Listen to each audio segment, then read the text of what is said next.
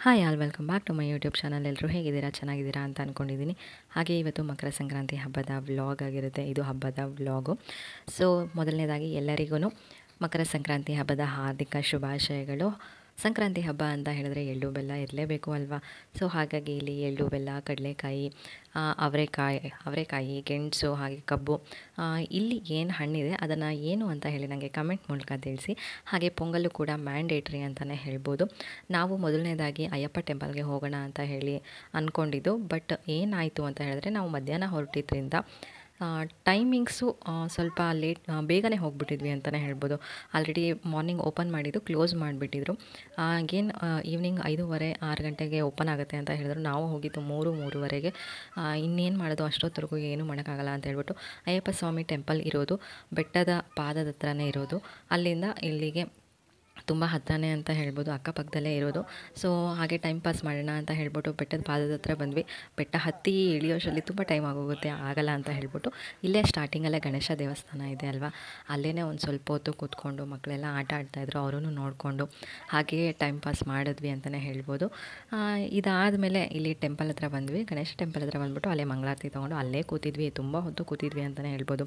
ಅಲ್ಲೇನಾಯಿತು ಅಂತ ಹೇಳಿದ್ರೆ, ಯಾರೋ ಇಬ್ಬರು ಕೂತಿದ್ರು, ಅವ್ರು ಮೊಬೈಲ್ನ ಬಿಟ್ಟು ಹೋಗ್ಬಿಟ್ಟಿದ್ರು.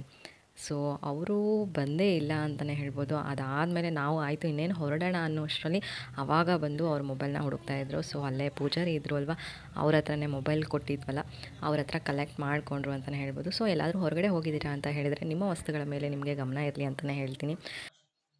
ಇಲ್ಲಿ ಈ ಥರ ಕೇಸ್ಗಳು ಆಗ್ತಾನೆ ಇರುತ್ತೆ ಅಂತೆ. ಮೊಬೈಲ್ ಬಿಟ್ಟು ಹೋಗ್ತಾರೆ, ಬಟ್ ಆಮೇಲೆ ಬಂದು ಕಲೆಕ್ಟ್ ಮಾಡ್ಕೊಳ್ತಾರಂತೆ. ಆದಷ್ಟು ಹೊರಗಡೆ ಹೋಗಿದ್ದೀರಾ ಅಂತ ಹೇಳಿದ್ರೆ ನಿಮ್ಮ ಮೊಬೈಲ್ ಆಗಿರ್ಬೋದು, ಪರ್ಸ್ ಆಗಿರ್ಬೋದು, ಅದರ ಕಡೆ ತುಂಬಾ ಗಮನ ಇರಲಿ. ನಾವು ಆಲ್ರೆಡಿ ಮಧ್ಯಾಹ್ನ 3:30ಗೆ ಬಂದಿದ್ದರಿಂದ ಸೊ ಬೇಗನೆ ಹೊರಟುಬಿಡೋಣ. ಇಲ್ಲಿ ಲಕ್ಷ ದೀಪೋತ್ಸವ ಬೇರೆ ನಡೀತಾ ಇತ್ತು, ಅಲ್ಲಿವರೆಗೂ ವೆಯ್ಟ್ ಮಾಡೋಕ್ಕಾಗಲ್ಲ ಅಂತ ಹೇಳಿಬಿಟ್ಟು ದರ್ಶನ ಮುಗಿಸ್ಕೊಂಡು ನಾವು ಹೊರಡೋಣ ಅಂತ ಹೇಳಿ ಹೊರಟ್ವಿ. ಆದ್ರೂ ಒಳಗಡೆ ಹೋದ್ಮೇಲೆ ಒಂದು 1/2 ಅವರ್ವರೆಗೂ ವೆಯ್ಟ್ ಮಾಡಿದ್ವಿ. 5:30 ಆಗಿತ್ತು. ಆ ಟೈಮಲ್ಲಿ ಬಂದರು ಅವರು. 5:30ಗೆ ಬಂದರು. 5:45ಗೆ ಪೂಜೆ ಎಲ್ಲ ಮುಗಿಸ್ಕೊಂಡು ಮಂಗಳಾರತಿ ಎಲ್ಲ ತೊಗೊಂಡು ನಾವು ಕೂಡ ಹೊರಟ್ವಿ.